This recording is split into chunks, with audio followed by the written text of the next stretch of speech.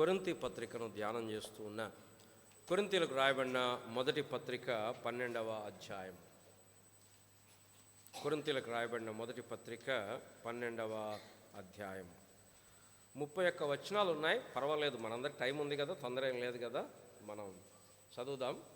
ఒక వచనం మార్చి ఒక వచనం చదువుదాం. ఏం అర్జెంట్ ఏం లేదు, ఏదో నేనే చెప్పిందే వినాలని ఏం లేదు. ముందు వాక్యం చదువుదాం, తర్వాత దాంట్లోకి వెళ్దాం. రండి, తీసారా బైబిల్? అందరూ తీసారా?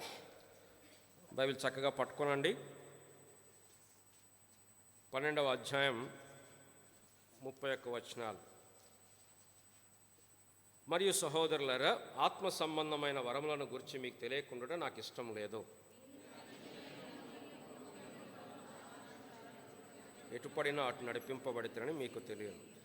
ఇందుచేత దేవుని ఆత్మ వలన మాట్లాడువాడెవడునూ యేసు శాపగ్రస్తుడని చెప్పడనియు, పరిశుద్ధాత్మ వలన తప్ప ఎవడునూ యేసు ప్రభువు అని చెప్పలేడనియు నేను మీకు తెలియజేయుచున్నాను. మరియు పరిచర్యలు నానా విధములుగా ఉన్నవి కానీ ప్రభువు ఒక్కడే.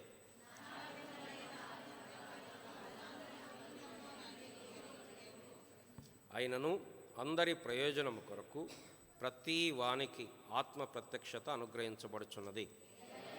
ఒకనికి ఆత్మ మూలముగా బుద్ధివాక్యమును, మరి ఒకనికి ఆత్మను అనుసరించిన జ్ఞానవాక్యమును, మరి ఒకనికి ఆత్మ వలననే విశ్వాసమును, మరి ఒకనికి ఆత్మ వలననే స్వస్థపరచు వరములను,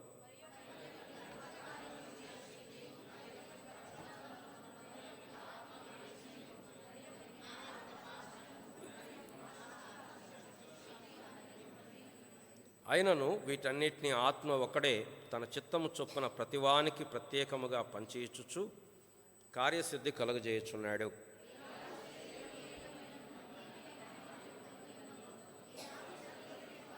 నేను అనేకములై ఉన్నను, ఒక శరీరమై ఉన్నవో అలాగే క్రీస్తు ఉన్నాడు.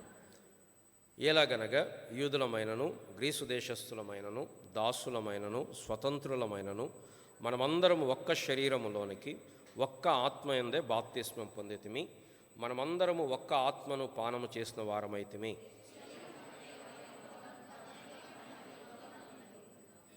నేను చెయ్యి కాను అని గనుక శరీరంలోని దాని కానని పాదము చెప్పినంత మాత్రమున శరీరములోనిది కాకపోలేదు.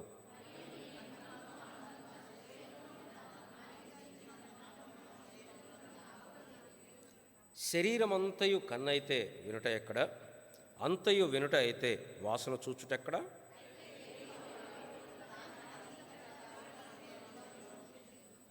అవన్నీ ఒక్క అవయవం అయితే శరీరం ఎక్కడ? మనవల్ల అనేకములైన శరీరం ఒక్కటే. గనుక కన్ను చేతితో నీవు నాకు అక్కర్లేదని చెప్పజాలదు, తల పాదములతో మీరు నాకు అక్కర్లేదని చెప్పజాలదు. కనపడను అవి మరీ అవశ్యములే. శరీరంలో ఏ అవయవములు ఘనత లేనివని తలంతుమో ఆ అవయవములను మరి ఎక్కువగా ఘనపరుచున్నాము. సుందరములు కాని మన అవయవములకు ఎక్కువైన సౌందర్యము కలుగును. మన అవయవములకు ఎక్కువ సౌందర్యం అక్కర్లేదు. అయితే శరీరంలో వివాదము లేక అవయవములు ఒకదానినొకటి ఏకముగా పరామర్శించులాగిన దేవుడు తక్కువ దానికే ఎక్కువ ఘనత కలగజేసి శరీరమును అమర్చి ఉన్నాడు. కాగా ఒక అవయవము శ్రమపడినప్పుడు అవయవములన్నీ దానితో కూడా శ్రమపడును. ఒక అవయవము ఘనత పొందినప్పుడు అవయవములన్నీ దానితో కూడా సంతోషించును.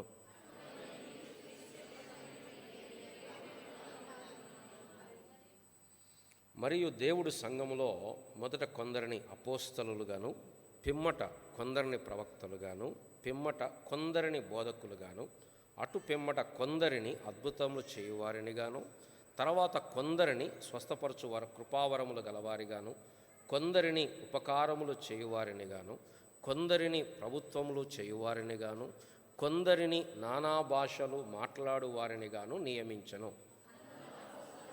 అందరూ ప్రవక్తల, అందరూ బోధకుల, అందరూ అద్భుతములు చేయువారా, అందరూ స్వస్థపరచు కృపావరములు గలవారా, అందరూ భాషలతో మాట్లాడుచున్నారా, అందరూ ఆ భాషల అర్థం చెప్పుచున్నారా? వరములలో శ్రేష్టమైన వాటిని ఆసక్తితో అపేక్షించుడి, ఇదియుగాక సర్వోత్తమమైన మార్గమును మీకు చూపుచున్నాను. ప్రభు మనకు సహాయం చేయనట్లుగా ప్రార్థన చేసుకుందాం. ప్రేమ కలిగిన మా ప్రియ పరలోకపు తండ్రి, మరొకసారి నీ సన్నిధికి వస్తూ ఉంటున్నాం. నీ వాక్యము ద్వారా మేము సంధించబడాలని, దర్శించబడాలని, వెలిగించబడాలని, గద్దించబడాలని, సరిచేయబడాలని, మెత్తన చేయబడాలని, బలపరచబడాలని,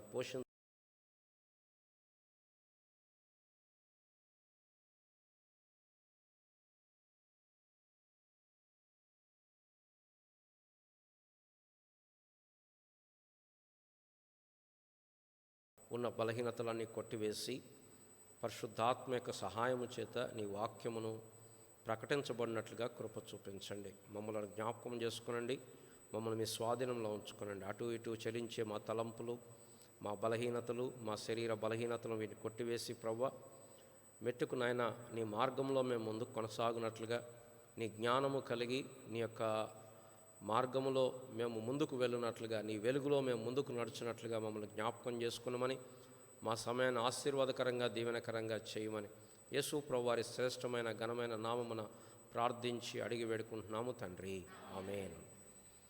ప్రియులారా, మనం కొరింథీ పత్రికను గత కొద్ది వారాలుగా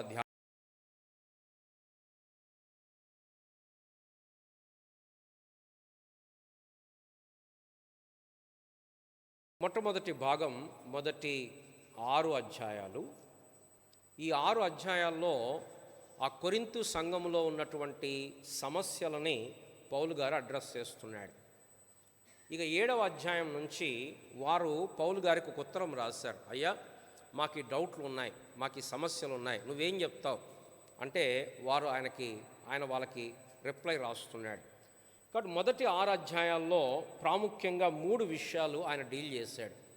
మొట్టమొదటి అంశం ఏంటంటే వారిలో కలహాలు ఉన్నాయి, వారిలో విభజనలు ఉన్నాయి. ఒకడు అంటున్నాడు నేను పౌలు వాడిని అంటున్నాడు, ఇంకొకడు నేను కేఫా వాడిని అంటున్నాడు, ఇంకొకడు నేను అపోల్లో వాడిని అంటున్నాడు. ఈ విభజనకు సొల్యూషన్ పౌలు గారు ఏమిచ్చాడు అంటే, సిలువ వైపు చూడండి, మేము సిలువ వేయబడిన యేసునే ప్రకటించుచున్నాము, సిలువను గురించిన వార్త నశించుచున్న వారికి వెర్రితనము కానీ రక్షింపబడుచున్న మనకు దేవుని శక్తి ఉన్నది అని చెప్పి పౌలు గారు చెప్తూ వచ్చాడు. కానీ దేవుని జ్ఞానము వైపు చూడమన్నాడు. అది మొదటి 4 అధ్యాయాల్లో మనకు కనపడేటువంటి సంగతి. ఇక 5వ అధ్యాయంలో ఆ సంఘంలో జారత్వం ఉంది. అందుకోసం పౌలు గారు అంటాడు, అట్లాంటి జారత్వం చేసిన వాడిని మీరు ఇంకా ఎందుకు నిచ్చారు, ఎందుకు మీరు తీసేయలేదు, ఎందుకు మీరు బహిష్కరించలేదు అని వారిని గద్దిస్తూ, పులిసిన పిండి కొంచెమైనా కూడా ముద్దంతా పులిచేస్తుంది, కాబట్టి పులిసింది ఏదైనా ఉంటే తీసివేయాలి అని వారిని హెచ్చరించాడు. ఇక 6వ అధ్యాయంలో వారి మధ్య వ్యాజ్యాలు ఉన్నాయి.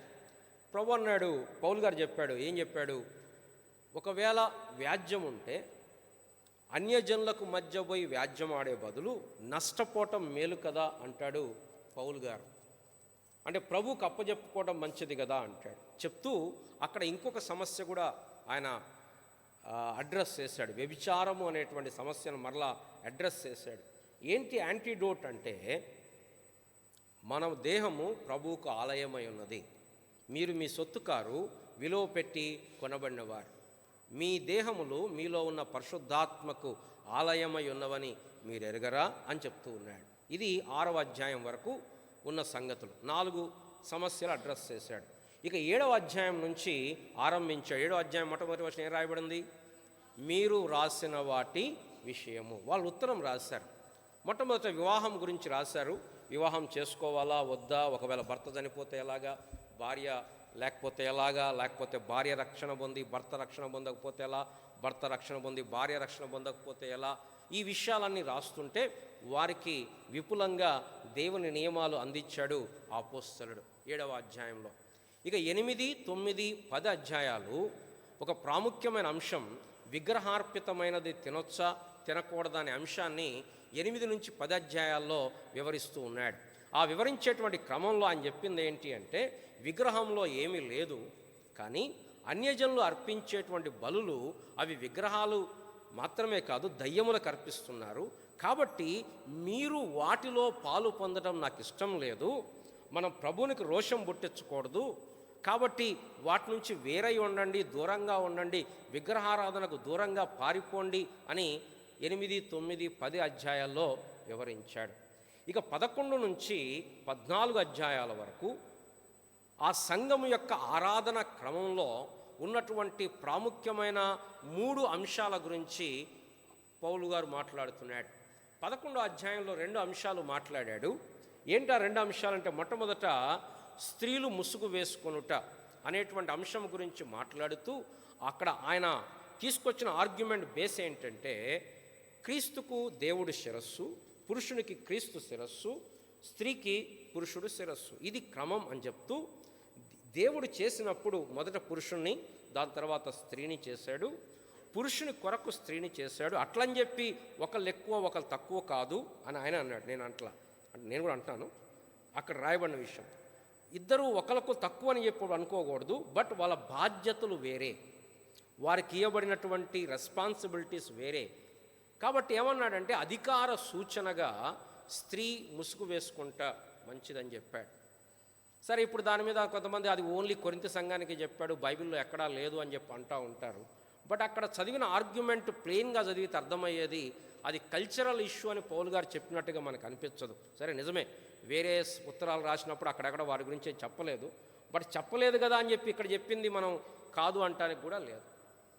సరే, ఇంక ముందుకు వస్తే ప్రభు యొక్క బల్ల గురించి వాళ్ళ మధ్యలో విభజనలు ఉన్నాయి. ఏమున్నాయి? ధనవంతులు, పేదవారు. ఈ ధనవంతులు భోజనం తెచ్చుకొని ప్రార్థన చేసుకొని తినేస్తున్నారు. అంటే ప్రభు బల్ల అంటే ఆ దినాల్లో వారు ఎవరి భోజనం వాళ్ళు తెచ్చుకొని పెట్టుకొని ప్రార్థన చేసుకొని తినేవాళ్ళేమో. ఆ క్రమంలో ధనవంతులేమో తినేస్తున్నారు, పేదవారేమో ఖాళీగా ఉంటున్నారు.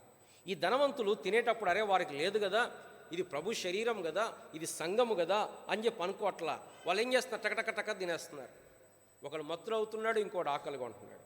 కానీ పౌలు గారు అంటున్నాడు, మీరు అలా కలిసి రావటం మేలు కావట్లేదు, అది కీడికే వస్తుంది. కాబట్టి మీరు ప్రభు శరీరం అని వివేచించాలి, ఇదేదో మామూలు భోజనం అనుకుని తినేయకూడదు అని చెప్పి వారిని హెచ్చరిస్తూ వచ్చాడు. కానీ ప్రభు యొక్క బల్ల, దాని ప్రాముఖ్యత, దాని యొక్క సిగ్నిఫికెన్స్ మనం ఒక వారంలో మనం చూస్తూ వచ్చాం. ఇప్పటికి 2 సమస్యలు అయ్యాయి. ఇక 3వ సమస్య, ఆ సంఘంలో ఉన్న ప్రాముఖ్యమైన సమస్య ఏంటంటే ఆత్మవరములు లేదా కృపావరములు అనేటువంటి సమస్య. ఈ కొరింథు సంఘంలో ఒకవైపు కలహాలు ఉన్నాయి, ఒకవైపు విభజనలు ఉన్నాయి, ఒకవైపు జారత్వం నడుస్తుంది, ఒకవైపు ధనికులు పేదలు అనేటువంటి విభజనలు ఉన్నాయి, ఒకవైపు వ్యాజ్యాలు నడుస్తున్నాయి. కానీ ఆశ్చర్యకరం ఏంటంటే వాళ్ళ వరాలు కూడా ఉన్నాయి, ఇప్పుడు సమస్య ఏమొచ్చిందంటే ఆ వరాలు ఎట్లా వాడాలి అనేటువంటి దానిలో పెద్ద కలవరం రేగింది. కనుక 12, 13, 14 ఎక్కడో సౌండ్ వస్తుంది, మాస్టర్ తగ్గించడం, గుయ్యి అన్న సౌండ్ వస్తుంది. ఈ సౌండ్ తగ్గించడమా? ఇక్కడ ఇది కొంచెం తగ్గించు. ఈ 12, 13, 14 అధ్యాయాలు పౌలు గారు ఈ ఆత్మవరముల గురించి మాట్లాడుతున్నాడు. సరే, మనం వీటి గురించి పోయిన వారం ఏం చెప్పుకున్నామంటే, ఈ అర్థం చేసుకోవాలంటే ముందు వాక్యము గురించి కొంత మనకు అర్థం కావాలి, కొన్ని బేసిక్ ఫౌండేషన్స్ మనకు అర్థం కావాలి. ఏంటి అంటే ఈ వాక్యము ఇది ఇన్నరెంట్, ఈ వాక్యములో ఎక్కడా కూడా లోపము లేదు, ఇది లోపము లేని, ఇది దేవుని వాక్యము. రెండవది, ఇట్స్ ఇన్ఫాలిబుల్, ఇది ఎన్నడూ తప్పిపోని వాక్యం. భూమి ఆకాశము గతించిపోతాయి కానీ నా మాటలలో సున్నాయినా పొల్లైనా గతించిపోదు. ఇట్స్ ఇన్నరెంట్, తప్పు లేదు దీంట్లో. కొంతమంది ఊరికి అక్కడ తప్పులు ఉన్నాయి, ఇక్కడ తప్పులు ఉన్నాయి అంటారు. ఒకవేళ ట్రాన్స్లేషన్లో కొంచెం అటు ఇటు అయి ఉండొచ్చు. ఉదాహరణ, కొన్ని ట్రాన్స్లేషన్స్ కుదరవు. ఉదాహరణ, సామెతల గ్రంథంలో ఉంటుంది, యెహోవా ఆశీర్వాదము ఐశ్వర్యం ఇచ్చును, నరుని కష్టము చేత అది ఎక్కువ కాదు అని ఉంటుంది తెలుగులో. ఇంగ్లీష్లో, హిందీలో ఏముంటుంది? యెహోవా ఆశీర్వాదం ఐశ్వర్యం ఇచ్చును, ఆయన దానితో పాటు దుఃఖమును కలపడు అని ఉంటుంది. ఇది ట్రాన్స్లేషన్ ఇష్యూస్ అన్నమాట. మొత్తం అక్కడ మార్చేపోయింది, మరి ఎందుకు జరిగిందో మనకు తెలియదు. కాబట్టి కొన్ని ట్రాన్స్లేషన్ వల్ల అటు ఇటు ఎర్రర్స్ క్రీపిన్ అయి ఉండొచ్చు, కానీ బట్ ఒరిజినల్ దాంట్లో ఎటువంటి లోపము లేదు. రెండవది, ఇది ఎన్నడూ తప్పిపోదు. మనుషులు మారొచ్చు, మనుషులు తప్పొచ్చు, మనుషులు చెప్పిన మాటలు తప్పొచ్చు, కానీ దేవుని వాక్యము దాని అర్థమును ఎప్పుడు నెరవేర్చేది. అంతేకాదు, దేవుని యొక్క వాక్యము సంపూర్ణమైనది. దీనికి మళ్ళీ ఎవరు కొత్తగా కలపకూడదు, దీంట్లోంచి ఎవరు తీసేయకూడదు. ఇగో నాకు కూడా వచ్చింది, ఇదిగో నేను చెప్తాను దాంతో వాక్యంతో పాటు ఇది కూడా అంటే కుదరదు. ఇది కంప్లీటెడ్. ఇది సంపూర్ణమైంది, ఇంకా మనం కలపడానికి లేదు. యోహాను భక్తుడు చెప్పాడు, ఇక దీనికి ఎవ్వరు కలపొద్దు, దీంట్లో ఎవరు తీసివేయకూడదు. నాలుగవది, ఇట్స్ సఫిషియంట్. ఇది చాలు మనకి. దేవుని యొక్క వాక్యము మన ఆత్మీయ అవసరాలకు, మన జీవన అవసరాలకు మనకు కావలసిన ఏకైక స్టాండర్డ్ ఏంటంటే దేవుని వాక్యమే. ఇంకా మనుషుల మాటలు, మనుషుల సంగతులు మనకు పెద్దగా అవసరమేం లేదు. కొంత సహాయపడవచ్చేమో, కానీ మన ఆధారం మాత్రం దేవుని యొక్క వాక్యమే. చివరిగా ఇది ఫైనల్, ఇది సుప్రీం. మనం అంటాం కదా, ఇప్పుడు ఏం చేస్తారు కేసుల్లో, ఫస్ట్ డిస్ట్రిక్ట్ కోర్టు పోతారు, అక్కడ అన్యాయం జరిగిందంటే హైకోర్టుకు పోతారు, అక్కడ అన్యాయం జరిగిందంటే సుప్రీంకోర్టు, ఎక్కడ జరిగితే ఇంక లేదు ఆప్షన్. అట్లాగా ఇది ఫైనల్. ఇది ఏం చెప్తుంటే అది ఫైనల్. ఇక దీంట్లో మనకు నచ్చినా నచ్చకపోయినా, అర్థమైనా అర్థం కాకపోయినా ఈ వాక్యం చెప్పేది ఫైనల్. ఈ వాక్యంలో ఇంకొక ప్రాముఖ్యమైన సత్యం మనం ఏం చూసామంటే, ఇది ప్రోగ్రెసివ్ రెవల్యూషన్, అనగా ఇది ప్రగతిశీలమైనది, అంటే అభివృద్ధి చెందుతూ వస్తుంది. ఉదాహరణకి పాత నిబంధనలో బలులు ఉన్నాయి, ఇక అదే బలులు యుగాంతం వరకు కొనసాగుతాయని కాదు. బలులు ఉన్నాయి పాత నిబంధనలో, దేవుని చిత్తమే, దేవుడే చెప్పాడు, దేవుడే బయలుపరిచాడు. కానీ కాలం సంపూర్ణమైనప్పుడు దేవుడు తన కుమారుని పంపించి ఆ బలులన్నిటికీ బదులు తన దేవుడు చెప్పాడు, నువ్వెవరు ఆపడానికి, మనం రోజు బలిద్దామంటే కుదరదు. ఇది ప్రోగ్రెసివ్.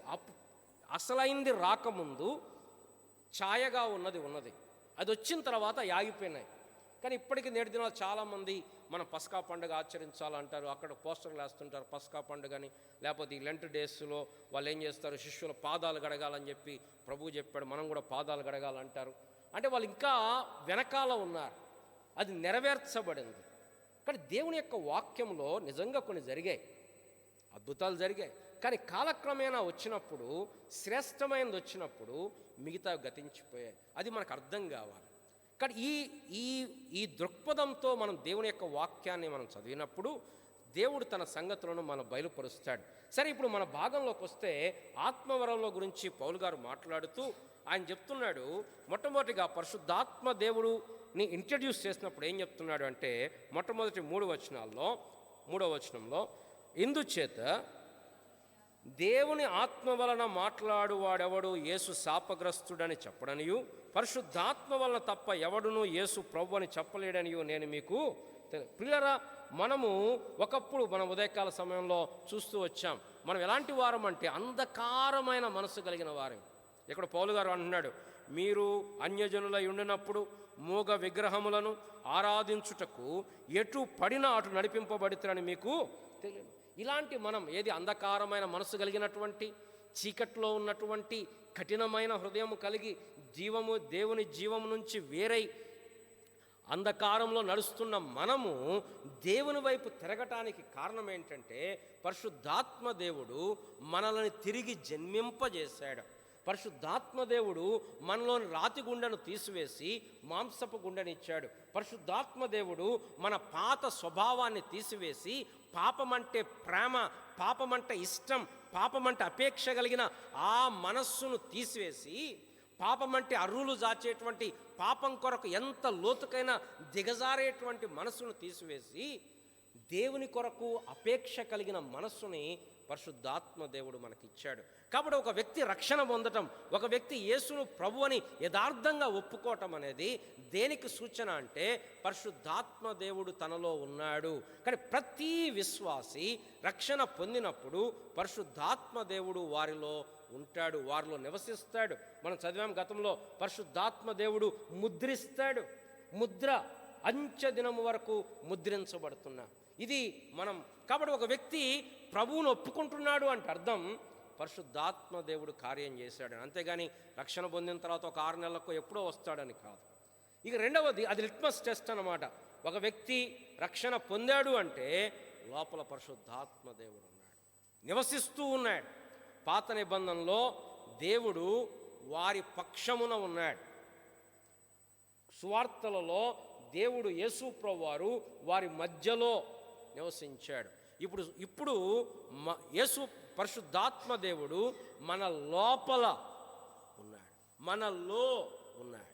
మీతో కూడా ఉండును, మీలో ఉండును. ఇక ముందుకొస్తే ఇప్పుడు పౌలు గారు వరముల గురించి మాట్లాడుతున్నాడు. ఈ వరముల గురించి మాట్లాడేటప్పుడు ఆయన ప్రాముఖ్యంగా 4 నుంచి 11 వచనాలు చెప్పేది ఏంటంటే డైవర్సిటీ ఆఫ్ ద గిఫ్ట్స్. వరముల యొక్క డైవర్సిటీ. ఒక్క వరము లేదు, చాలా విధములు ఏమున్నాయి? కృపావరములు నానా విధములు, పరిచర్యలు నానా విధములు, కార్యములు నానా విధములు. 4వ వచనం కృపావరములు నానా విధములు. 5వ వచనం పరిచర్యలు నానా విధములు. 6వ వచనం కార్యములు నానా విధములు. అక్కడ ఎవరు కనపడుతున్నారు? ఆత్మ, ప్రభువు, దేవుడు. ఆత్మ, ప్రభువు, దేవుడు, ట్రయూన్ గాడ్, త్రిత్వమై ఉన్నటువంటి దేవుడు ఈ యొక్క వివిధమైన కార్యముల కొరకు పరిశుద్ధాత్మ దేవుడు, ఒక్కడి దేవుడు, తండ్రి, కుమార, పరిశుద్ధాత్మలు, అక్కడి నుండి ఈ వరములు ఇవ్వబడతా ఉన్నాయి. ఈ వరములు మనము తెచ్చుకునేవి కావు. ఈ వరములు ఎలా ఇవ్వబడుతున్నాయి చూడండి, 11వ వచనం. అయినను వీటన్నిటినీ ఆత్మ ఒక్కడే తన చిత్తము చొప్పున. ఈ వరాలు మనం కావాలని కోరుకునేవి కాదు, తన చిత్తము చొప్పున ప్రతివానికి ప్రత్యేకముగా పంచి ఇచ్చుచున్నాడు. రోమాపత్రికలో కూడా ఈ వరముల గురించిన మీరు గుర్తుపెట్టుకోనండి, ఈ వరముల గురించినటువంటి ప్రస్తావన రోమాపత్రిక 12వ అధ్యాయంలోను, ఎఫెసీ పత్రిక 4వ అధ్యాయంలో కూడా మనకు కనపడతాయి. మనం అక్కడ కూడా వెళ్దాము. 12వ అధ్యాయం, రోమాపత్రిక 12వ అధ్యాయం, కొంచెం ముందుకు వెనక్కి రండి. 12వ అధ్యాయం ఇక్కడ రాయబడుతూ ఉంది 6వ వచనం. మనకు అనుగ్రహింపబడిన కృప చొప్పున వెవ్వేరు కృపావరములు కలిగిన వారమై. ఈ వరములు ఎలా ఇవ్వబడ్డాయంటే కృప చేత ఇవ్వబడ్డాయి. ఈ అర్హతను బట్టి ఇచ్చేది కాదు, క్వాలిఫికేషన్ బట్టి ఇచ్చేది కాదు.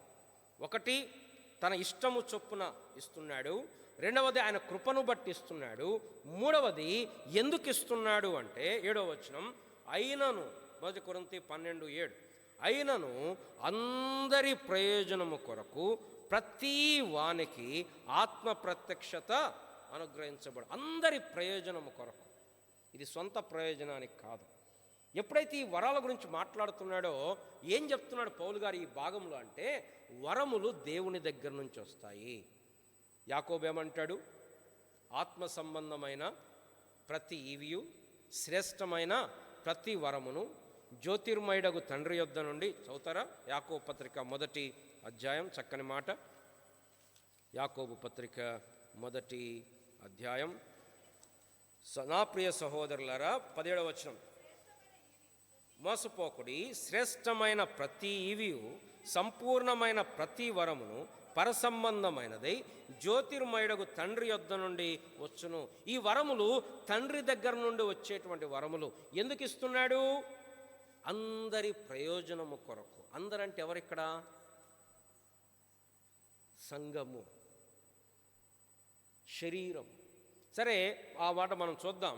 ఇక్కడ చూస్తే డైవర్సిటీ అనగా మాట గమనించారా? అందరి ప్రయోజనము కొరకు ప్రతివానికి ఆత్మ ప్రత్యక్షత అనుగ్రహించబడుచున్నది. ఏలయనగా ఆత్మమూలముగా ఒకనికి ఆత్మమూలముగా బుద్ధివాక్యం, మరి ఒకనికి ఆత్మననుసరించి జ్ఞానవాక్యం, మరి ఒకనికి ఆత్మ వలన విశ్వాసం, మరి ఒకనికి ఆత్మ వలన స్వస్థపరచువరం, మరి ఒకనికి అద్భుత కార్యములు చేయ శక్తి, మరి ఒకనికి ప్రవచన వరం, మరి ఒకనికి ఆత్మల వివేచన, మరి ఒకనికి నానావిధ భాషలు, మరి ఒకనికి భాషల అర్థం, మరి ఒకనికి. ఏం చెప్తున్నాడు పౌలు గారు? సంఘం అనేది డైవర్సిటీ. ఒక్కళ్ళు సంఘము కాదు, వాళ్ళెంత బాగున్నా కూడా. సంఘం అనేది దాంట్లో వేరు మరి ఒక్కడు. అంతేగా చూడండి 28వ వచనం, కొందరిని అపోస్తలులుగా, కొందరిని ప్రవక్తలుగా, కొందరిని బోధకులుగా, కొందరిని అద్భుతములు చేయువారిగా, కొందరిని స్వస్థపరచు కృపావరములు గలవారిగా, కొందరిని ఉపకారములు చేయువారిగా, కొందరిని ప్రభుత్వములు చేయువారిగా, కొందరిని అందరూ కాదు. వరములలో డిఫరెంట్ కేటగిరీస్ ఉన్నాయి. కాబట్టి సంఘములో ఇవన్నీ కూడా వాడబడాలనే దేవుడి కోరిక. సరే, ఇప్పుడు మనం కిందికి వస్తే మొదటి 11 వచనాల్లో వరములు వేరువేరుగా ఉన్నాయి, ఇచ్చేది దేవుడు ఒక్కడే. వరములు వేరువేరు, ఇచ్చేది దేవుడు ఒక్కడే. అందరికీ ఒక వరం ఇవ్వబడలా, అందరికీ ఒకే వరం ఇవ్వబడలే, అన్ని వరాలు ఒక్కడికి ఇవ్వబడినాయి. మళ్ళీ చెప్పనా, అన్ని వరాలు ఒక్కరికి ఎవ్వరికి లేవు. అది పాస్టర్ కానీ ఎవరన్నా కానీ అన్ని వరాలు ఒక్కళ్ళకి ఉండవు. కాబట్టి ఒక్కళ్ళే ఉండడం అనేది కుదరదు. రెండవది, ఒకే వరము అందరికీ ఇవ్వబడదు, ఎవరి వరం వారికి ఇవ్వబడదు. ఎందుకు ఈ వరాలు ఇస్తున్నాడు దేవుడు? అందరి ప్రయోజనం. దాన్ని కింద ఇల్లస్ట్రేట్ చేస్తున్నాడు. 12 నుండి చివరి వరకు ఏంటంటే యూనిటీ ఆఫ్ ద బాడీ. మొదటి 11 వచనాల్లో the source, unity of the source చెప్పాడు. వరాలు వేరువేరుగా ఉన్నాయి, ఇచ్చేది దేవుడు ఒక్కడే. 12 నుంచి కిందకి వరాలు వేరువేరుగా ఉన్నాయి, కానీ ఎక్కడ ఉండాలి అంటే శరీరములో ఉండాలి. ఆత్మవరాలు అనే టాపిక్ వచ్చినప్పుడల్లా పౌలు గారు ఏం జ్ఞాపకం చేస్తున్నాడు? శరీరము, అవయవాలు. ఇక్కడ మీకు అర్థమవుతుంది కదా, 12వ వచనం నుంచి మొత్తం కూడా శరీరము, అవయవాలు. ఇప్పుడు రోమాపత్రిక 12వ అధ్యాయానికి రండి. రోమాపత్రిక 12వ అధ్యాయం. ఇక్కడ కూడా వరాల గురించి మాట్లాడుతున్నాడు. ఈ వరాల గురించి మాట్లాడేటప్పుడు ఏం చెప్తున్నాడు? 4వ వచనం, ఒక్క శరీరములో మనకు అనేక అవయవములు ఉండెను, ఈ అవయవములన్నిటికీ ఒక్కటే పని ఎలాగుండదో అలాగే అనేకులమైన మనము క్రీస్తులో ఒక్క శరీరముగా ఉండి ఒకరికొకరు ప్రత్యేకముగా అవయవములమై ఉన్నాం. మనకు అనుగ్రహించబడిన కృప చొప్పున వేవేరు కృపావరములు కలిగిన వారమై ఉన్నాం. పిల్లల వరములు అన్నప్పుడు అక్కడ మొదటి కొరింథీయులకు రాయబడిన వరాలే కాదు, ఇక్కడ కూడా ఉన్నాయి. తర్వాత మనం బైబిల్ స్టడీలో చూసాం కాబట్టి నేను చెప్పట్లేదు. ప్రవచన వరం ఉంది, పరిచర్య ఉంది, బోధించువాడున్నాడు, హెచ్చరించువాడున్నాడు, పంచిపెట్టువాడున్నాడు, కరుణించువాడున్నాడు, పై విచారణ చేయవాడున్నాడు. కానీ ఇక్కడ మా అంశం ఏంటంటే వరములు అనే టాపిక్ వచ్చినప్పుడల్లా పౌలు గారు ఎక్కడికి వస్తున్నాడు అంటే శరీరము, అవయవములు. ఎఫెసీ పత్రిక 4వ అధ్యాయం. ఎఫెసీ పత్రిక 4వ అధ్యాయం 11వ.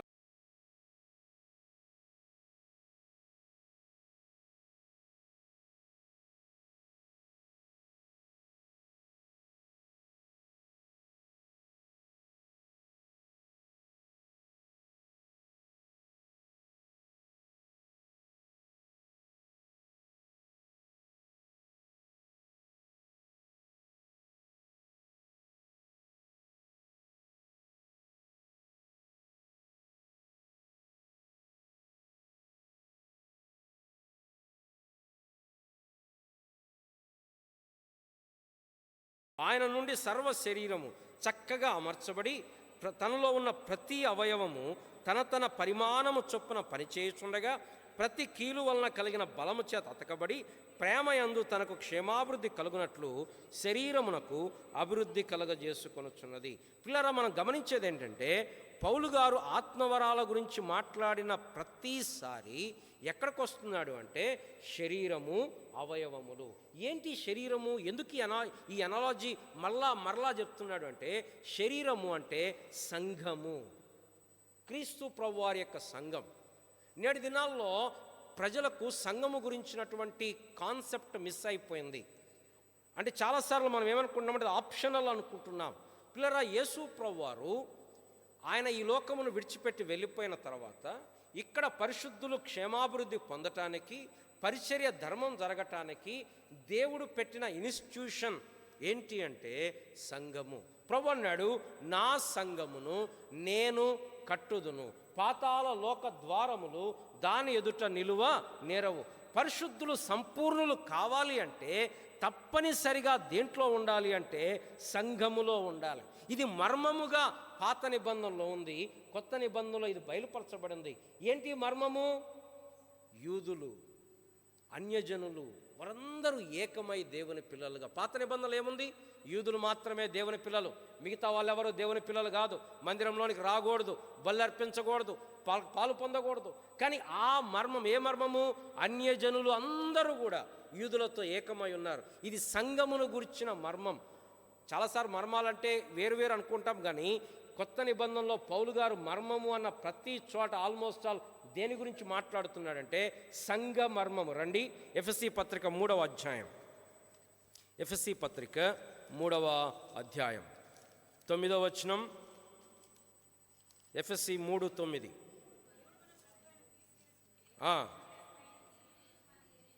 8వ వచనం నుంచి, దేవుడు మన ప్రభు అయిన యేసుక్రీస్తు యేసునందు చేసిన నిత్య సంకల్పం చొప్పున పరలోకములో ప్రధానులకు అధికారులకు సంఘము ద్వారా తన యొక్క నానా విధమైన జ్ఞానము ఇప్పుడు తెలియపరచబడవలనని ఉద్దేశించి శోధింప శక్యము కాని క్రీస్తు ఐశ్వర్యమును అన్యజనుల్లో ప్రకటించుటకు సమస్తమును సృష్టించిన దేవుని యందు పూర్వకాలము నుండి మరుగయున్న ఆ మర్మమును గూర్చిన ఏర్పాటు ఎట్టిదో అందరికీ తేటపరచుటకు పరిశుద్ధులందరిలో అత్యల్పుడనైన నాకు ఈ కృప అనుగ్రహించను. ఏంటా మర్మము? సంఘమును గుర్చినటువంటి మర్మం. సంఘమును గుర్చినటువంటి మర్మం. ఈ కనుక ఇది దేవుడి చేత ఏర్పరచబడినది. ఇది మొట్టమొదటిగా మనం గుర్తించాలి. ఇది దేవుని మర్మం. దేవుడు అన్న యేసుప్రభువు అన్నాడు, ఈ బండ మీద నా సంఘమును నేను కట్టుదును. ఏ బండ? ఆయన క్రీస్తు, దేవుని కుమారుడైన క్రీస్తు అని ఒప్పుకోవటం, ఆ రెవల్యూషన్, ఆ ప్రత్యక్షత అనే బండ మీద దేవుడు తన సంఘమును కడుతూ ఉన్నాడు. ఇంకో మాటలో చెప్పాలంటే, ఈ లోకములో దేవుని రాజ్యము దేంట్లో ప్రత్యక్షపరచబడుతుంది? దేవుని జ్ఞానము, శోధింప శక్యము కాని క్రీస్తు ఐశ్వర్యము, దేవుని యొక్క నానా విధమైన జ్ఞానము ఎలా బయలుపడుతుందంటే సంఘము. నేను చెప్పేది మీకు అర్థం కావాలంటే, సపోజ్ ఇప్పుడు సైంటిస్టులు ఉంటారు, వాళ్ళ జ్ఞానం అంతా ఉపయోగించి ఒక వస్తువు తయారు చేస్తారు. ఇగో నా జ్ఞానం అంతా ఇగో ఈ వస్తువులో కనపడుతుంది. మొబైల్ ఫోన్లో ఇగో ఇంత టెక్నాలజీ ఎంత, ఇప్పుడు మనం ఏఐ చూస్తుంటే ఆశ్చర్యం, అసలు ఏం చేస్తుందో అర్థం కావట్లా, అసలు ఏం జరుగుతుందో అర్థం కావట్లా. ఏఐ కానీ, గ్రాక్ కానీ, చాట్ జీపీటీ కానీ, వాళ్ళు అది ఎట్లా ఆలోచిస్తున్నారు, మనకంటే అద్భుతంగా ఆలోచిస్తారు. అంటే అదంతా వాళ్ళ టెక్నాలజీ. ఇప్పుడు దేవుణ్ణి అడుగుదాం, అయ్యా నువ్వు ఇంత జ్ఞానం ఉంది కదా, నీ జ్ఞానం ఎట్లా బయలుపరుస్తావంటే, దేవుని ప్రణాళిక ఏంటంటే సంఘము. ఇది నా సంఘము. అందుకు అపోస్తలుడైన పౌలు గారు అంటాడు, దేవుడు తన స్వరక్తమిచ్చి సంపాదించిన సంఘము. ఇంకో మాట చెప్పాలంటే పిల్లరా, పరలోకము యొక్క ముందు గుర్తు. మనం పోయిన వారం సంచకరువు గురించి మాట్లాడుకున్నాం. పరలోకాన్ని భూలోకంలో చూడాలి అంటే ఎక్కడ చూడాలి? సంఘములో చూడాలి. కానీ మనకు సంఘం అనేది చాలా లైట్ అయిపోయింది. చాలామంది సంఘం అంటే ఆదివారం వచ్చి ఒక 3 గంటలు కూర్చొని టకటక ఏదో మెసేజ్ విని అయిపోయింది వెళ్ళిపోయామనుకుంటున్నారు. ఇది సంఘము కాదు. వాడబడాలి అంటే సంఘములో వాడబడాలి. సంఘము యొక్క కాన్సెప్ట్ మనకు అర్థం కావాలి. సంఘము యొక్క ప్రాముఖ్యత మనకు అర్థం కావాలి. ఎందుకు ఇది క్రీస్తు ప్రభువారి శరీరం. ఇది క్రీస్తు ప్రభువారు. దీని కొరకు ఆయన పడిన పాటలున్నాయి. ఈ శరీరం కొరకు ఆయన తిరిగి రాబోయేది సంఘ వధు. ఇండివిజువల్గా మన కోసం వస్తున్నాడు. అదే సమయంలో is coming for his braid. సంఘమే లోపం లేదనట్లా. సంఘంలో లోపాలు ఉన్నాయి, సంఘంలో కొరతలు ఉన్నాయి, సంఘంలో కొరతలు కింద మానవులు ఉన్నారు. కానీ all said and done, that is the church of Christ. Nobody can claim ఇది నాది, ఇది నాది, ఇది నేను సంపాదించాను, ఇది నేను ఎస్టాబ్లిష్. ఎవరైనా ఇది నాది అంటే అది దేవదూషణ. How can we claim the bride of Christ as our own personal? No, we cannot do that. అది యేసు ప్రభు, దేవుడు తన స్వరక్తమిచ్చి సంపాదించిన సంఘం. పిల్లలు, ప్రాముఖ్యమైన ప్రశ్న ఏంటంటే, ఇక్కడ కూర్చున్న వారిలో మీరు ఈ సంఘంలో సభ్యులుగా ఉన్నారా? అంటే క్రీస్తు ప్రభువారు తన స్వరక్తమిచ్చి సంపాదించిన సంఘంలో సభ్యులు ఎలా అవుతాం? విశ్వాసము ద్వారా. ఎందరో ఆయన అంగీకరించురో అనగా తన నామందు విశ్వాసం ఉంచిన వారికి దేవుని పిల్లలగుటకు ఆయన అధికారము అనుగ్రహించును. That is the only way we can become the part of the church. అంతేగాని మనం వచ్చినంత మాత్రాన పిల్లలు సంఘంలో భాగము కాదు. మనము ఆయనను అంగీకరిస్తే, రక్షణ పొందితే, మారు మనసు పొందితే, సునీల్ గోల్డ్ వినాల, మనం మారు మనసు పొందితే, రక్షణ పొందితే, వారికి మారు మనసు పొందకపోతే, రక్షణ పొందకపోతే, సంఘములో నువ్వు లేకపోతే, you are missing the whole plan of God. There is no individual Christianity in the New Testament. కొత్త నిబంధనలో నేను రక్షణ పొందాను, నేను ప్రార్థన చేసుకుంటాను, మా ఇంట్లోనే ఉంటాను, లేకపోతే నా వరకు నేను జీవిస్తాను అనే క్రైస్తవ్యం కొత్త నిబంధనలో లేదు. కొత్త నిబంధనలో ఇది పరిశుద్ధుల యొక్క సమూహం, సంఘము. పౌలు గారు క్రీస్తు ప్రభువారు శ్రమలు పొందాడు. ఒకవేళ ఏమన్నా మిగిలుంటే వాటిని నా వంతు, నా శరీరమందు నేను సంపూర్ణము చేస్తున్నాను. మీరు గమనించారా? 1 కొరింథీ 8వ అధ్యాయం నుంచి మాట్లాడు పౌలు మరలా ఏం చెప్తారంటే, మన జీవితం మన కొరకు కాదు, మన జీవితం మన తోటి విశ్వాసుల కొరకు. That was the underlying thread going from chapter 7. ప్రతివాడు తన కొరకే తాను జీవించుకున్నాడు. పౌలు గారు అంటాడు, నేను అందరికీ అన్ని విధముల వంటి వాడినైతే ఎందుకు, ఏ విధము చేత నేను వారు రక్షించాలని. కాబట్టి మొట్టమొదటి ప్రశ్న ఏంటంటే, ఈ సంఘములో అంటే క్రీస్తుగా మనం ఉన్నామా? రెండవది, ఎప్పుడైతే సంఘములో మనం ఉన్నామో ఆ సంఘము గురించి మనం అర్థం చేసుకోవాలి. మొట్టమొదటి ఈ శరీరము, అవయవాలు, ఈ ఉదాహరణలో, ఈ దృష్టాంతంలో ఏం చెప్పడానికి ప్రయత్నిస్తున్నాడు పౌలు గారు అంటే, మొట్టమొదటి ఏం చూసాం, సంఘం అనేది అత్యంత ప్రాముఖ్యం. ఒకవేళ మనకు ఒక సంఘం అనేది లేకపోతే మనం ఆత్మీయ జీవితంలో ఎదగటం అనేది అది అసలు జరగనటువంటి పని. మనం రాలేం. ఇట్స్ మోస్ట్ ఇంపార్టెంట్ థింగ్ కదా. ఇప్పుడు మన పిల్లలకి స్కూల్ గురించి ఆలోచించేటప్పుడు we look for so many things. The same thing is about the church. రెండవది, ఈ శరీరం అనే ఎగ్జాంపుల్లో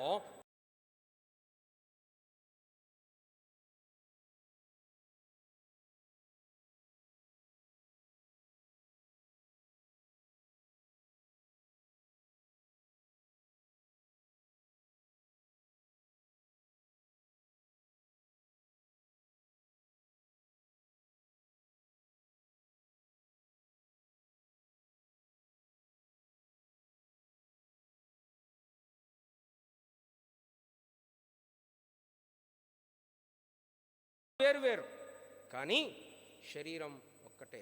ఎందుకు ఒక్కటే శరీరం? మనలో ఉన్న పరిశుద్ధాత్మ దేవుడు ఒక్కడే. రండి 1 కొరింథీ 12వ అధ్యాయం మన భాగంలోకి వద్దాం.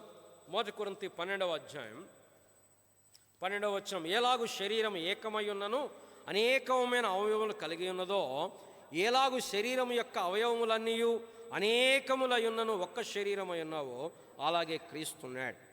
ఎలాగనగా యూదులమైనను, గ్రీసు దేశస్థులమైనను, దాసులమైనను, స్వతంత్రులమైన మనమందరం ఒక్క శరీరములోనికి ఒక్క ఆత్మయందే బాప్తిస్మం పొందితిమి, మనమందరం ఒక్క ఆత్మను పానము చేసిన వారమైతిమి. The first principle about the body is, though there are many members, body is the single one. శరీరంలో ఉన్న తర్వాత గ్రీసు దేశస్థుడని, దాసుడని, స్వతంత్రుడని, యూదుడని లేదు. సంఘములో మనం ఉన్న తర్వాత మనమందరం ఏకమై ఉన్నాం. ఎక్కడ వ్యత్యాసములు ఉండకూడదు. అలాంటివి ఉంటే సంఘములో మనము ఆ సరైనటువంటి విధానంలో మనం లేమని అర్థం. నేటి దినాల్లో చాలా చోట్ల మనం చూస్తూ ఉంటాం. సంఘములు ఏముంటాయి? ప్రాంతీయమైన భేదాలు ఉంటాయి. వీళ్ళు మా ప్రాంతం, వీళ్ళు ఆంధ్ర, వీళ్ళు తెలంగాణ, వీళ్ళు తమిళనాడు.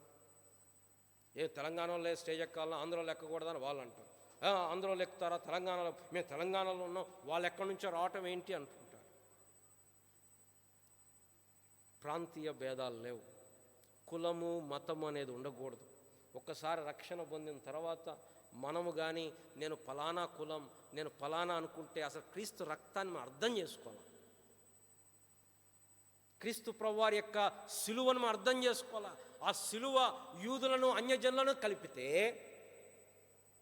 మనం ఇంకా ఇక్కడ వీళ్ళు మా వాళ్ళు, వాళ్ళు వీళ్ళ వాళ్ళు ఎంత దయనీయమైన పరిస్థితిలో మనం ఉన్నామన్న. పేరుకేమో పెద్ద మెసేజ్లు వెళ్ళిపోతున్నాయి. తీరా చూస్తే ఇక్కడికి వచ్చేసరికి కిందనేమో ఆల్ సెడ్ అండ్ డన్, వీళ్ళు మా వాళ్ళు. ఎక్కడిది ఇది? సంఘంలో ద ఫస్ట్ ప్రిన్సిపల్ ఏంటంటే యూనిటీ. సంఘములో ఐక్యత. ఎందుకు వాట్ ఇస్ ద ప్రిన్సిపల్? ఒక్క శరీరములోనికి ఒక్క ఆత్మయందే బాప్తిస్మము పొందితిమి. పరిశుద్ధాత్మ అని బాప్తిస్మం అంటే ఇక్కడ ముంచటం అనిగా. బాప్తిస్మం అర్థం ముంచటం, యూనిటీ, కలిసిపోవటం. పరిశుద్ధాత్మ దేవుడు మనల్ని అందరినీ తీసుకొచ్చాడు. అంతేకాదు మనమందరము ఒక్క ఆత్మను పానము చేసిన వారమైతమే. ఇది మన అర్థం. మొట్టమొదటి ప్రిన్సిపల్ యూనిటీ. రెండవది, ఇక్కడ అవయవాలు నేను ఇంపార్టెంట్ కాదు, నేను శరీరంలో సభ్యుని కాదు అనుకోవడానికి లేదు. చూడండి 15వ వచనం, నేను చెయ్యి కాను గనుక శరీరంలోని దానికి కాదని పాదము చెప్పినంత మాత్రాన శరీరంలోనిది కాకపోలేదు. మరియు నేను కన్నుగాను గనుక శరీరంలోని కాదు కానీ నేను చెవి చెప్పినంత మాత్రమున శరీరంలోనిది. శరీరం అంతయు కన్నైతే వినుట ఎక్కడ? అంతయు వినుట అయితే వాసన ఎక్కడ?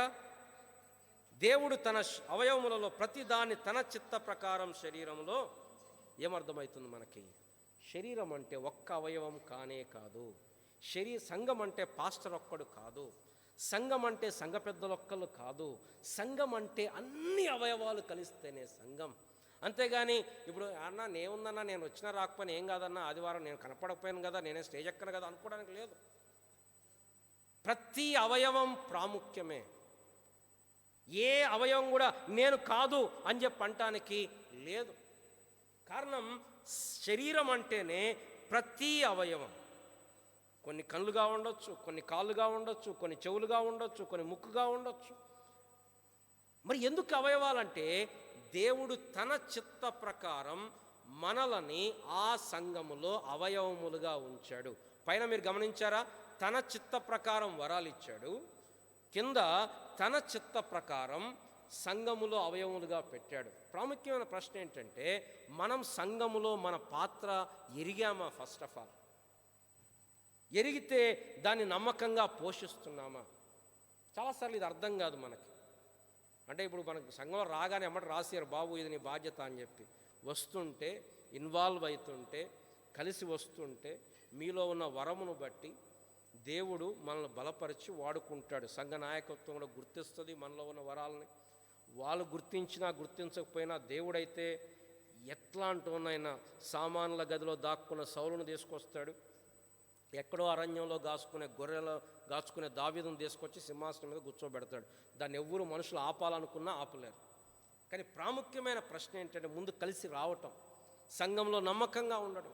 చాలామంది నాకు ఇక్కడ కనపడుతున్నారు, ఆదివారం కనపడతారు, మళ్ళీ వచ్చే ఆదివారం కనపడతాం, లేదా మళ్ళీ ఆల్టర్నేటివ్ ఆధారం కనపడతాం. అది సంఘము కాదు పిల్లరా, సంఘం అది కాదు.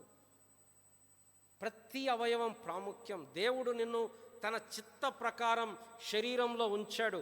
ప్రతి అవయవానికి పనుంది. గోర్లకు కూడా పనుంది, గోర్లకు పనుంది, కాళ్ళకు పనుంది, చేతులకు పనుంది, వెంట్రుకలకు పనుంది, ఇక్కడ వెంట్రుకలకు పనుంది, చెవులో ఉండే వెంట్రుకలకు పనుంది. ప్రతి అవయవానికి ప్రతి అవయవం తన పరిమాణము చొప్పున. ఇందాక మనం ఇక్కడ చదివాం ఎఫ్ఎస్సి పత్రిక 4వ అధ్యాయం 16వ వచనం, ఆయన శిరస్సు అయి ఉన్నాడు, ఆయన నుండి సర్వ శరీరము చక్కగా అమర్చబడి తనలో ఉన్న ప్రతి అవయవము తన పరిమాణము చొప్పున, ప్రతి అవయవం తన పరిమాణము చొప్పున పని చేస్తుంటే. కొలస్సీ పత్రిక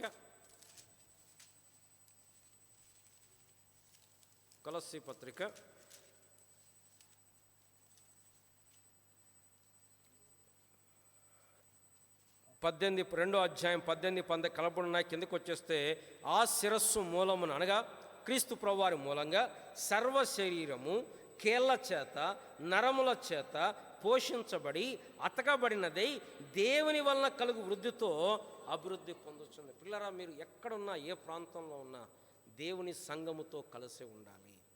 ఇది దేవుడు పెట్టిన ఇన్స్టిట్యూషన్. ప్రతి సభ్యుడు అవసరమే. ముందుకెళ్ళిపోదాం, ముగిచ్చేద్దాం. ప్రతి సభ్యుడు అవసరమే. దాని తర్వాత ముందుకెళ్ళిపోతే 22వ వచనం నుంచి అక్కడ ప్రిన్సిపల్ ఏం గుర్తుపెట్టుకోవాలా? దేవుడు తన చిత్త ప్రకారం మనల్ని అవయవముగా ఉంచాడు. తన చిత్త ప్రకారం. మన క్యాపబిలిటీ ఆయనకు తెలుసు, మన యొక్క ఎందుకు ఇచ్చింది ఆయనే కదా. మనం ఆయన దగ్గర నుంచి పొందనేది ఏమీ లేదు. దేవుడు తన చిత్త ప్రకారం పెట్టాడు. ముందుకెళ్ళిపోతే అవయవాల్లో వేరు అవయవాలు ఉన్నాయి, వేరు అవయవాలు ఉన్నాయి కదా. ఇప్పుడు మన శరీరంలో కొన్ని స్ట్రాంగెస్ట్ అవయవాలు ఉంటాయి, కొన్ని బలంగా ఉంటాయి, కొన్ని సున్నితంగా ఉంటాయి. అట్లాగే సంఘంలో కూడా అన్ని రకముల అవయవాలు ఉంటాయి. సరే మనం ఇక్కడ ఈ ప్యాసేజ్లో చూస్తే ఏమేమి రకాల అవయవాలు ఉన్నాయి అమ్మా నేను చెప్తాను. బలహీనమైన 22వ వచనం, బలహీనమైన అవయవాలు ఉన్నాయి, బలమైన అవయవాలు ఉన్నాయి. ఇప్పుడు బలహీనమైన అవయవాలు అవసరం లేదు అనుకోవడానికి లేదు. బలహీనమైన కన్ను చేత్తోటి నువ్వు నాకు అక్కర్లేదు అని చెప్పడానికి లేదు. తల పాదముతోటి మీరు నాకు అక్కర్లేదు అని చెప్పడానికి లేదు. బలహీనమైనవి ఇంకా అవసరం. పౌలు గారు చెప్తున్నది, బలహీనమైన కనపడునో అవి మరీ అవశ్యం. బలహీనమైన అవయవాలు ఉన్నాయి, బలమైన అవయవాలు ఉన్నాయి. 23వ వచనం, ఘనత లేని అవయవాలు ఉన్నాయి, ఘనత కలిగిన అవయవాలు ఉన్నాయి. దాని తర్వాత సుందరమైన అవయవాలు ఉన్నాయి, సౌందర్యము లేని అవయవాలు ఉన్నాయి. ఒక ఇంటిలో ఘనత నిమిత్తమైన పాత్రలు ఉంటాయి, ఘనహీనమైన పాత్రలు ఉంటాయి. దేవుడు తన చిత్త ప్రకారం ఏ పాత్రను అక్కడ పెడతాడు. అయితే ప్రాముఖ్యమైన ప్రశ్న ఏంటంటే, ఈ పాత్రలు, ఈ అవయవాలన్నీ కలిసి చూడండి 25వ వచనం, అయితే శరీరంలో వివాదము లేక అవయములు ఒకదానినొకటి ఏకముగా పరామర్శించులాగున దేవుడు తన తక్కువ దానికే ఎక్కువ ఘనత కలగజేసి శరీరమును అమర్చి ఉన్నాడు. దేవుడు అమర్చాడు. ఒక్కోసారి ఎవరిని పెడతాడు తెలుసా? పైన బలహీనమైన వాళ్ళని పెడతాడు. అక్కడ చెప్తుంది అదే కదా, తక్కువ దానికే ఎక్కువ ఘనత కలగజేసి శరీరమును అమర్చి. ఎప్పుడైతే ఇది అర్థమైద్దో పిల్లరా, అప్పుడు మనం సంఘం విషయం జాగ్రత్త పట్టింపు కలిగి ఉంటాం. సరే, ఫైనల్గా ముగింపుకు వచ్చేసరికి పౌలు గారు చెప్తుంది ఏంటంటే, ఈ శరీరం ఎందుకు ఇవన్నీ చెప్పాడు అంటే, ఈ శరీరం యొక్క సూత్రం ఏంటంటే 26వ వచనం, ఒక అవయవము శ్రమపడినప్పుడు ఆ అవయవములన్నీ దానితో కూడా శ్రమపడును. ఒక అవయవం ఘనత పొందినప్పుడు అవయవములన్నీ దాంతో కూడా. ఇది principle of the church. If we are in that we are blessed.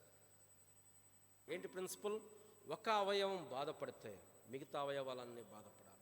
కానీ నేటి దినాల్లో జరుగుతుంది, ఒక అవయవం బాధపడితే మంచిగా అయింది, ఎక్కడో దేవుని చిత్తానికి వ్యతిరేకంగా చేస్తుంటారు, అవిధేయులై ఉంటారు, జాగ్రత్త.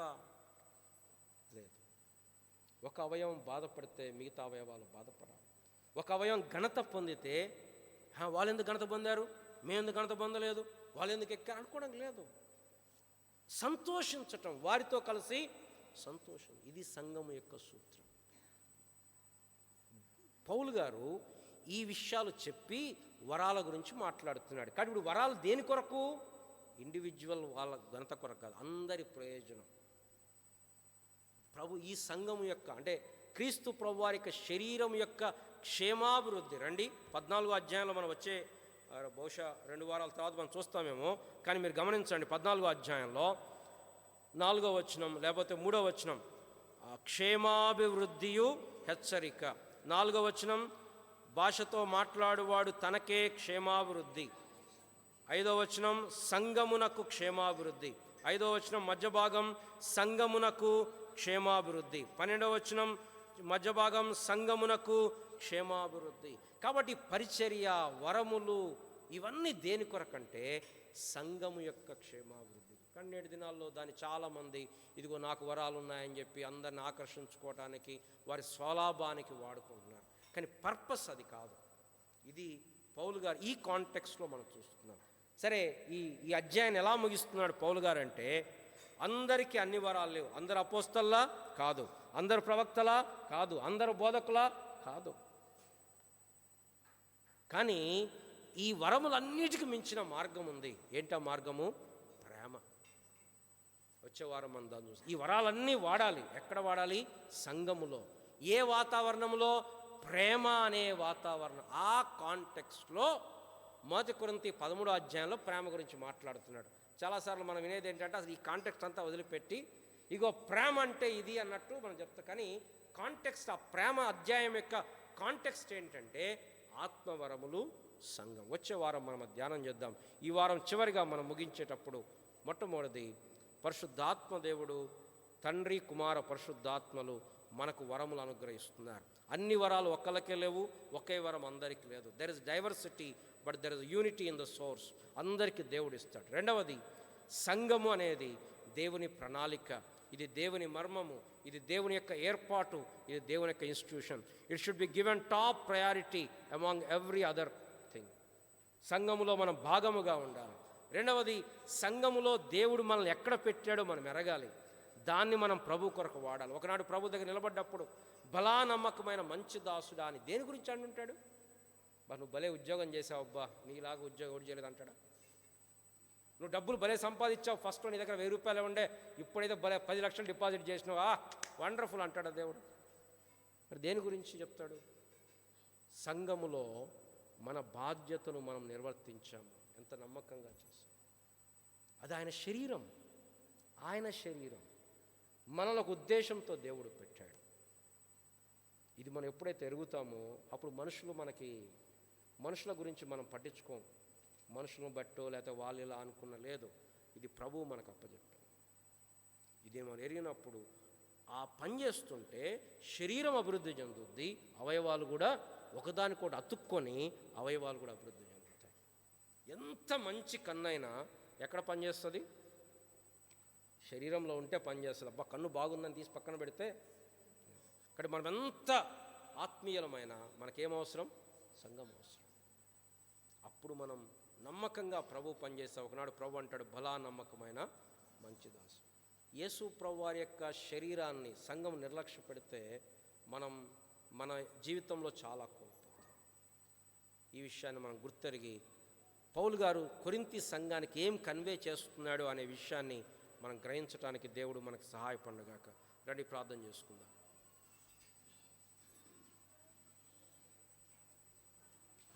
ప్రేమ కలిగిన మా ప్రియ పరలోకపు తండ్రి, ఈ సమయంలో కొరింథీయులకు రాయబడిన పత్రిక 12వ అధ్యాయం యొక్క కాంటెక్స్ట్ మేము అర్థం చేసుకోవడానికి మీరు మాకు ఇచ్చిన ధన్యతను బట్టి వందనాలు, స్తోత్రాలు. అనేక సార్లు మేము we are missing that part, the importance and prominence of the church in spiritual life. ప్రభా, ఇది మీరు ఏర్పాటు చేసిన ఇన్స్టిట్యూషన్. మేము అభివృద్ధి చెందాలంటే, మేము ఎదగాలంటే, మేము సంపూర్ణతలోకి రావాలంటే, పరిచర్య ధర్మం జరగాలంటే, ఈ లోకంలో దేవుని యొక్క నానా విధమైన జ్ఞానము ప్రకటించబడాలంటే the only institution we have is the church. దీని విషయంలో మేము పట్టింపు కలిగి శ్రద్ధ కలిగి, ప్రభా మీరు మమ్మల్ని ఎక్కడ ఉంచారో అక్కడ మేము నీ కొరకు నమ్మకంగా జీవించినట్లుగా కృప చూపించండి. ముఖ్యంగా స్థానిక సంఘం పట్ల మా బాధ్యత కలిగిన వారమై మేము మా ఆత్మీయ జీవితంలో ముందుకు కొనసాగినట్లుగా సహాయం చేయండి.